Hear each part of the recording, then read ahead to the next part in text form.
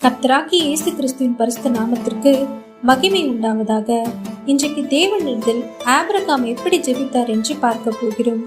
Abraham வேதத்தில் ஜெபித்ததாக அதிகமாக காணப்படவில்லை. ஆனால் அவர் தேவனோடு பேசின விதம் அதுவே அவரது ஜெபமாக இருந்தது. அது விசுவாசமும் மனமார்ந்த உரையாடலும் முழு பரிசுத்த ஒழுக்கவுமாக இருந்தது. அவர் தேசத்தை விட்டு போ என்று கர்த்தர் சொன்னதும் ஒரு வார்த்தை கூட திரும்ப பேசாமல் அந்த தேசத்தை விட்டு போனார். இது கீழ்ப்படுத்தும் ஜெபமாக இருக்கிறது. சோதோம் நகரம் காப்பாற்றப்பட வேண்டும் என்று தேவனை மீண்டும் மீண்டும் கேட்டார்.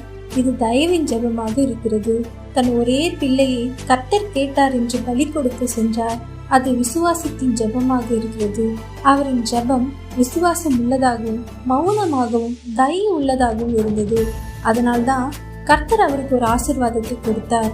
அது என்னவென்றால் ஆதியாகமம் 22:17-18, நான் உன்னை ஆசீர்வதிக்கவே ஆசீர்வதித்து உன் சந்ததியை வானத்தின் நட்சத்திரங்களைப் போலவும் கடற்கரை மணலைப் போலவும் பெருக பண்ணுவேன் என்றும் உன் சந்ததியார் தங்கள் சத்துருக்களின் வாசல்களை சுதந்திரத்துக் கொள்ளுவார்கள் என்றும் நீ என் சொல்லுக்கு கீழ்ப்படிந்தபடியினால் உன் சந்ததிக்குள் பூமியில் உள்ள சகல ஜாதிகளும் ஆசீர்வதிக்கப்படும் என்றும் என் பேரில் ஆணையிட்டேன் என்று கர்த்தர் சொல்லுகிறார் என்றார்.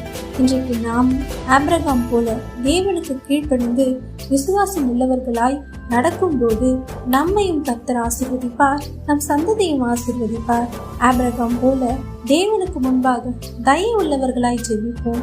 கர்த்தரின் ஆசீர்வாதத்தை பெற்றுக் கொள்ளுவோம். ஆமீன்.